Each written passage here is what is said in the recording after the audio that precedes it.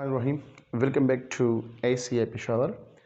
Lecture number 4, chapter number 1, Supplementary Physical Quantity. Last lecture में अगर आप लोगों को याद है तो मैंने डिस्कस किया था बेस फिजिकल क्वांटिटी और डिराइव फिजिकल क्वांटिटी. ठीक है, अब यहाँ पे आप लोग देखें सप्लीमेंट्री फिजिकल क्वांटिटी किसे कहते हैं. What is supplementary physical quantity? कौन कौन से क्वांटिटीज है? प्लेन एंगल है और एक है सॉलिड एंगल. तो प्लेन एंगल क्या होता है और सॉलिड एंगल क्या होता है? देखो, इन 1960 कमिटी ने मतलब जो सिलेक्शन किया है बेस फिजिकल क्वांटिटी की और डिराइव फिजिकल क्वांटिटी की. खैर डिराइव तो वैसे भी बहुत ज़्यादा है. ठीक है, उसमें सप्लीमेंट्री फिजिकल क्वांटिटी दिया गया. फेवर ज्योमेट्रिक क्वांटिटीज है, फेवर ज्योमेट्रिक रेशोज है. कौन कौन से हैं? They are in two types. Number 1 plane angle और सेकंड नंबर पे कौन सा है? वो है सॉलिड एंगल. ठीक है, पहले यहां पे हम डिस्कस करेंगे the most important one, that is plane angle. बहुत ज्यादा अहम टॉपिक है आज का लेक्चर. ठीक है, कि what is mean by plane angle. Plane angle को हम एक दूसरे नाम से भी जानते हैं 2D एंगल, या इसको हम जानते हैं एक तीसरी नाम से जिसको हम सेंट्रल एंगल भी कहते हैं. प्लेन एंगल क्या होता है, इसको सेंट्रल एंगल क्यों कहते हैं और इसको 2 डायमेंशनल एंगल क्यों कहते हैं. ठीक है, देखो अगर आप लोगों को पता है तो ये कार्टेशियन कोऑर्डिनेट्स है. ठीक है, क्या है? कार्टेशियन कोऑर्डिनेट्स है. ये इसका x एक्सिस आ गया, इसका y एक्सिस आ गया और ये इसका z एक्सिस आ गया. एक पिन दे दो. अब फॉर एग्जांपल एक बॉडी मोशन कर रहा है x एक्सिस पे, सिर्फ x एक्सिस पे मोशन कर रहा है तो ये 1 डायमेंशन होगा. सिर्फ y एक्सिस पे मोशन कर रहा है तो ये भी 1 डायमेंशन होगा. सिर्फ z एक्सिस पे मोशन कर रहा है तो ये भी 1 डायमेंशन होगा. प्लेन, अब ये तो प्लेन नहीं है, ये 1 लेंथ है, ये एक लेंथ है, ये एक लेंथ है. लेकिन जब यहां पे एक बॉडी मोशन करेगा दरमियान में, ठीक है, तो ये x भी है, ये y भी है और ये z भी है. समझ आ रही बात? अब मैं यहां पे ये z एक्सिस खत्म करता हूं. अब यहां पे कौन सा होगा? 2 डायमेंशन है, एक डायमेंशन x एक्सिस और एक डायमेंशन y एक्सिस. ठीक है, ये एक प्लेन बन गया. एक डायमेंशन ये है, दूसरा डायमेंशन ये है, 2 डायमेंशन है. ठीक है, तो ये एक प्लेन बन गया, एक्स वाई प्लेन हम इसको कहते हैं. ठीक है, यहां पर जो एंगल बनता है इसको हम प्लेन एंगल कहते हैं. ठीक है, नंबर 1. नंबर 2, यहां पे मैंने लिखा है 2D, तो एक डायमेंशन ये हो गया, एक डायमेंशन ये हो गया. इस वजह से यहां पे जो एंगल बन रहा है उसको हम 2 डायमेंशनल एंगल कहते हैं. नंबर 3, सेंट्रल एंगल क्यों कहते हैं? Because the angle made at the centre, यहां पर एंगल बनता है, इस वजह से हम इसको क्या कहते हैं? सेंट्रल एंगल कहते हैं. ठीक है, तो प्लेन एंगल क्या होता है, 2 डायमेंशनल एंगल क्या होता है और सेंट्रल एंगल क्या होता है. ठीक है, तो डिफिनीशन में लेके इसको शाबाश, कि the angle made at the center of a circle, the angle made at the center of a circle by an arc,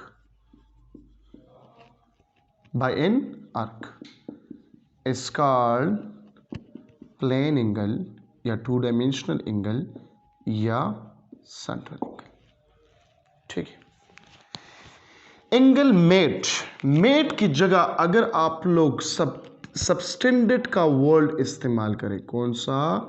subtended, तो बहुत अच्छा लगेगा. The angle subtended at the centre of a circle by an arc is called plane angle. ठीक है, ये समझ लो कि plane angle कहां पर होता है, जहां पर टू डायमेंशनल सरफेस होता है, ठीक है।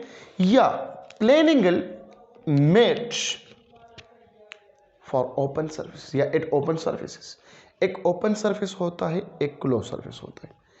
ये जो व्हाइट बोर्ड नजर आ रहा है आप लोगों को, ये कौन सा सरफेस है, 2D है या 3D है, तो ये 2D है। ये कौन सा सरफेस है, ये ओपन सरफेस है। ये वॉल्स कौन से सरफेस है, ओपन सरफेस है। ये रूम कौन सा सरफेस है, ये क्लोज सरफेस है। समझ आ रही बात की। तो रूम 3D आ गया, ये दीवार्स, ये व्हाइट बोर्ड, ये 2 डायमेंशन आ गया। ये जो एंगल बन रहा है प्लेन एंगल, वो 2 डायमेंशन एंगल पे बनता है। अब आप यहां पे कहेंगे कि सर आपने सर्कल का वर्ड यूज किया, इसके अलावा कोई और 2 डायमेंशन क्यों यूज नहीं करते। सर्कल सिंपलेस्ट फॉर्म है। सर्कल कौन सा फॉर्म है, सिंपलेस्ट फॉर्म है किस चीज का, 2 डायमेंशनल एंगल का। इस वजह से मैंने यहां पे यूज किया सर्कल, ठीक है। तो ये किस चीज के लिए होता है, ये ओपन सरफेस। चलो मैं यहां पे लिखता हूं, ये ओपन सरफेस में बनता है, और this is used for closed surface. एक ओपन सरफेस हो गया और एक क्लोज सरफेस हो गया। तो ओपन सरफेस वाला जो है वो क्या है, प्लेन एंगल है, ठीक है। ये बन गया। अब इसका सिंबल क्या है, इसको हम रिप्रेजेंट करते हैं किस चीज से, plane angle is represented by theta. Plane angle is represented by theta. Theta से हम इसको क्या करते हैं, रिप्रेजेंट करते हैं, ठीक है। अब यहां पे थोड़ा सा एक्सप्लेनेशन लिखिए इसके साथ, ठीक है। एक्सप्लेनेशन क्या लिखना है कि consider a body, consider a body moving along a circular path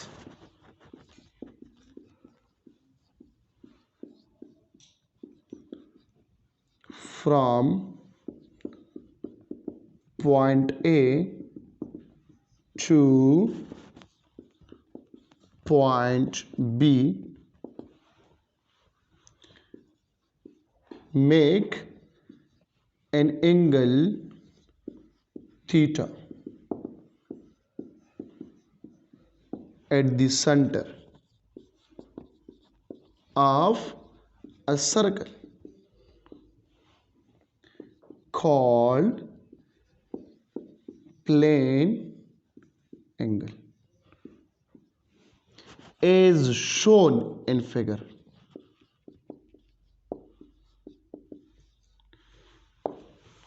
ठीक है, फिगर में शो करें। मैंने कहा कि एक बॉडी मूव होता है along a circular path from point A to point B, make an angle of theta at the center of a circle is called plane angle as shown in figure। तो यहां पे इसको represent करें, ये हो गया एक सर्कुलर पाथ, एक सर्कल हो गया, ठीक है। ये इसका क्या है, सेंटर है। ये इसका क्या है, रेडियस है। ये पॉइंट नंबर ओ हो गया ओरिजिन, इसको हम देते हैं पॉइंट नंबर ए, और यहां पे सपोज करें point number B. Point number A से बॉडी स्टार्ट हो गया, पॉइंट नंबर बी तक ये आना चाहता है तो आने दो, ठीक है। यहां पर आ गया, ये बॉडी है, सर्कुलर मोशन कर दे, यहां तक आ गया, ठीक है। इस डिस्टेंस को मैंने एस नाम दिया। क्या नाम दिया, एस। अर्क बन गया, अर्क। व्हाट इज अर्क, अर्क is a part of a circle, is called अर्क। यहां पे जो हम कहते हैं अर्क, अर्क क्या है, पार्ट ऑफ अ सर्कल है, इसको हम क्या बोलते हैं, अर्क बोलते हैं, ठीक है। तो यहां तक ये पहुंच गया। अब मैं यहां से यहां तक एक लाइन ड्रा करूंगा, इसको भी रेडियस कहता हूं, ठीक है। तो ये क्या बन गया, देखो सेंटर पे एंगल बन गया, एक खास एंगल से इसने टर्न ले लिया। समझ आ रही बात है। इस एंगल को हम क्या कहते हैं, प्लेन एंगल कहते हैं। इस एंगल को हम क्या कहते हैं, प्लेन एंगल कहते हैं। अब इसका मैथमेटिकल फॉर्म लिखिए। मैथमेटिकली प्लेन एंगल को हम किस चीज से रिप्रेजेंट करते हैं? देखो, अगर ये इस बढ़ रहा है, इस ज्यादा हो रहा है, तो थीटा ज्यादा होगा, इस कम है तो थीटा कम होगा। इसका मतलब ये हुआ कि इन दोनों के दरमियान जो रिलेशनशिप है वो डायरेक्ट रिलेशन है। ठीक है, थीटा इज इक्वल टू या is directly proportional to s. Distance ज्यादा होगा, थीटा ज्यादा बनेगा, डिस्टेंस कम है तो थीटा कम। फॉर एग्जांपल ये बॉडी यहां पर पहुंच गया तो फिर तो ये रास्ता होगा, तो फिर तो थीटा कम है। एंगल बन गया लेकिन वो एंगल क्या होता है, वो कम होगा as compare to this one. ठीक है, तो यहां पे प्रोपोर्शनलिटी साइन हम खत्म करना चाहते हैं, कांस्टेंट लगाएंगे। अगर आप लोग डायग्राम में देखें यहां पर, तो यहां पर भी रेडियस है और यहां पर भी रेडियस है। ये एंगल तो दो रेडियस के दरमियान बन गया। अब ये जो रेडियस है वो इस रेडियस के बराबर होगा कि नहीं होगा? मतलब रेडियस चेंज नहीं होता कि यहां पे 1 सेंटीमीटर होगा, यहां पे 2, यहां पे 3, यहां पे 4, यहां पे 5। रेडियस हर एक पॉइंट पे सेम होगा, रेडियस कांस्टेंट है। जी जी बताता हूं। ठीक है, अब यहां पे समझिए, देखो रेडियस ये बन गया क्या, ये कांस्टेंट रह गया जो बराबर है किस चीज के, r is equal to diameter divided 2 के बराबर है। ठीक है, अब देखिए यहां पे रेडियस कांस्टेंट है, कांस्टेंट है कि नहीं है? अगर मैं यहां पे पुट करूं theta is equal to r into s, कुछ फर्क तो नहीं पड़ता। एस को पढ़ो क्या कि theta is equal to s by r, नहीं सॉरी यहां पे एस आर नहीं है, ये एस डिवाइडेड बाई आर है, मतलब वन ओवर आर इसमें क्या है, कांस्टेंट। ठीक है, अब यहां पे देखें तो आर इसमें क्या है, कांस्टेंट है।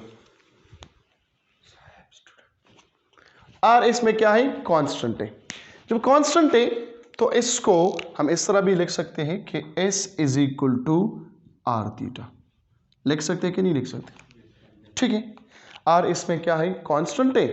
इस तरह नहीं कह सकते हम कि theta is inversely proportional to r. अगर ये सर्कल है तब भी कांस्टेंट होगा आर, अगर ये सर्कल है तब भी कांस्टेंट होगा। सर्कल अगर छोटा है या बड़ा है, इसमें रेडियस क्या होगा, सेम होगा। इसमें एंगल जो बनते हैं, जो 360 डिग्री या 2 पाई रेडियन हम प्रूफ करेंगे, वो भी क्या है, वो भी कांस्टेंट होगा हर एक सर्कल के लिए। तो ये इक्वेशन बन गया किस चीज का, plane angle. Equation for plane angle. ठीक है, प्लेन एंगल की इक्वेशन बन गया। अब रेडियन से पहले मैं एक चीज यहां पे पढ़ाना चाहता हूं जो एस है। What is S? आर्क जो हम यहां पे बोलते हैं एस।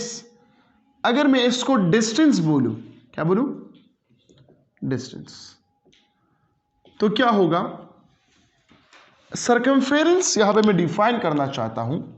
सर्कमफेरेंस कैसे कहते हैं,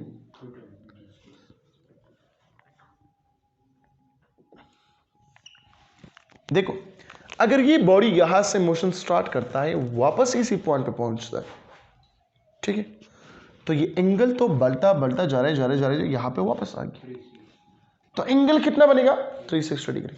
लेकिन सर्कमफेरेंस कितना होगा, 2 पाई आर। तो 2 पाई आर किसे कहते हैं, हम कहेंगे यहां पे the total distance along a circular path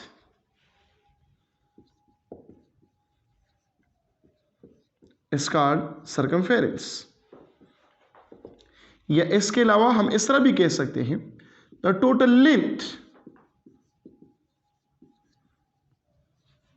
the total length of a circle is called circumference. ठीक है, और सर्कमफेरेंस किस चीज के बराबर है, for one circle that is 2 pi r. ठीक है, so for one rotation circumference किस चीज के बराबर है? 2πr के बराबर है। अगर मैं इस से डिनोट करूं तो कुछ फर्क नहीं पड़ता। अगर सर्कमफेरेंस को मैं रिप्रेजेंट करूं किसी से, एस से, तो कोई प्रॉब्लम नहीं होता। को होता है? नहीं होता। समझ आ रही बात की? अगर आप सी डी से रिप्रेजेंट करते हो तो डी से रिप्रेजेंट करो, वाई से रिप्रेजेंट करते हो तो वाई से करो, अगर एक्स से रिप्रेजेंट करते हो तो एक्स से करो, आप लोगों की मर्जी। मैंने एस से रिप्रेजेंट किया, क्यों? क्योंकि मैंने यहां पर एस लिखा हुआ है। अब ये जो सर्कमफेरेंस बन गया, ये इन टर्म ऑफ रेडियस है। Circumference in term of radius है। मतलब अगर पूछा जाए कि रेडियस इतना है एक सर्कल का, उसका सर्कमफेरेंस कितना होगा, वो तो आसान है, रेडियस पुट करो, 2π से मल्टीप्लाई करो। लेकिन अगर एमसीक्यूज या कोई क्वेश्चन इस तरह आ जाए, if the area of a circle is 100π, then circumference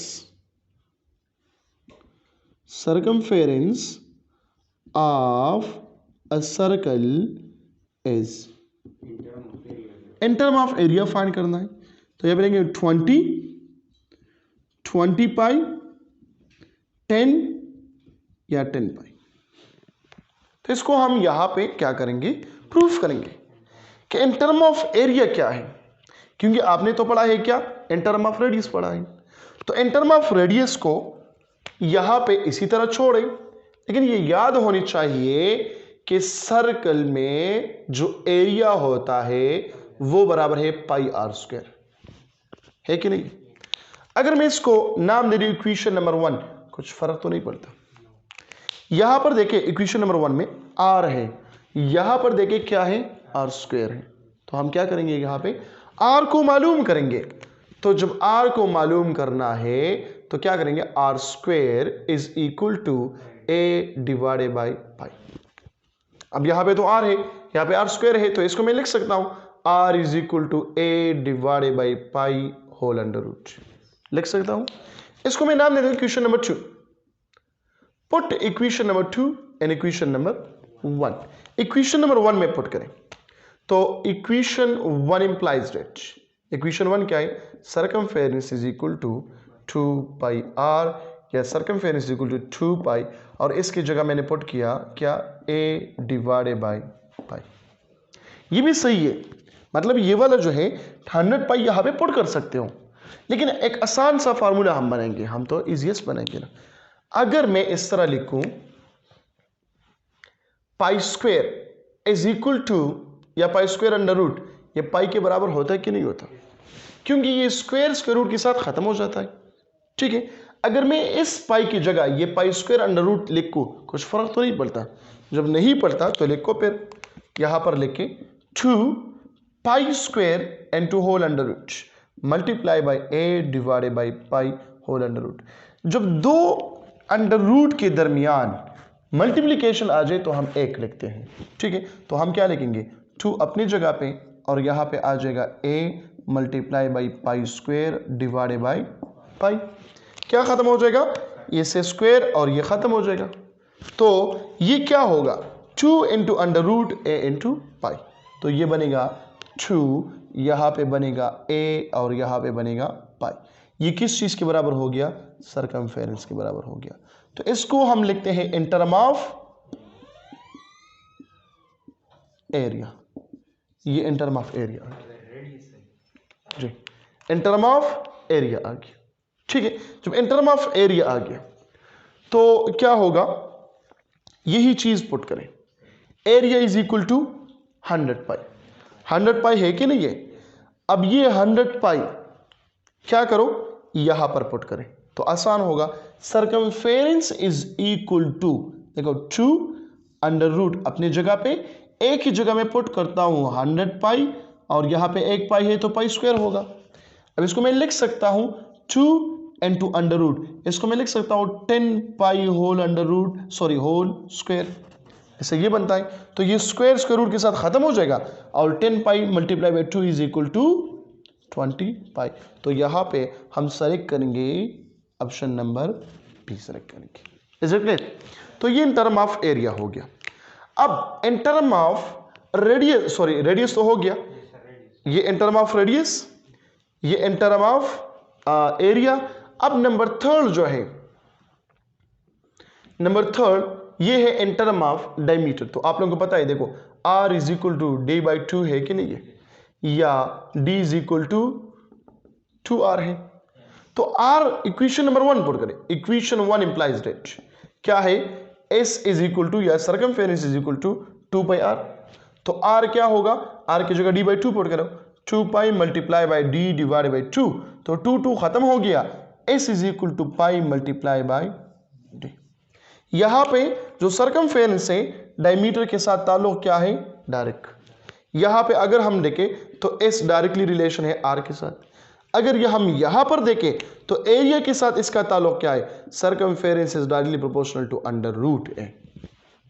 समझ आ रही बात की, अंडर रूट ए r के साथ डायरेक्ट और डायमीटर के साथ डायरेक्ट। तो इससे जो एमसीक्यूज आते हैं वो अक्सर नहीं, मेजॉरिटी इससे आते हैं। किस चीज से, इन टर्म ऑफ एरिया, कि इन टर्म ऑफ एरिया सर्कमफेरेंस क्या होगा, ठीक है। और यही तरीके, देखो 100 पाई है, तो 100 पाई की जगह अगर मैं 100 डिवाइड बाई पाई करूं तो आंसर 20 होगा।